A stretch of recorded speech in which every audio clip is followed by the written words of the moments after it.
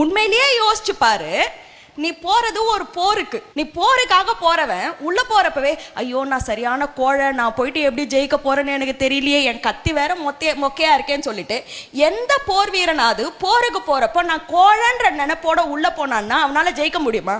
கிடையாது. நீ 4 வருஷம் இங்க குப்பை கொட்ட போற, 4 வருஷம் படிக்க போற, இது ஒரு போரு, இது உன் வாழ்க்கைக்கான போரு.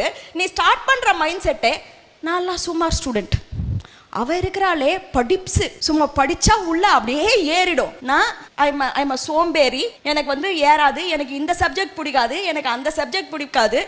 ISDP இப்படி ஒரு ப்ரோக்ராம் ஆரம்பிச்சானா இவனுங்களுக்கு வேற வேலை கிடையாது, இருக்கிற படிப்பே படிக்க முடியல, இதுல வேற கம்யூனிகேஷன்ன்றானுங்க, ஸ்போக்கன் இங்கிலீஷ்ன்றானுங்க, ஃப்ரீயா விடுங்கப்பா அப்படின்னு சொல்லிட்டு மைண்ட் செட்டோட நீ படிப்பை அப்ரோச் பண்ணியானா எப்படி உன்னால எந்த டேஷாவது கிழிக்க முடியும்னு நான் கேட்குறேன்.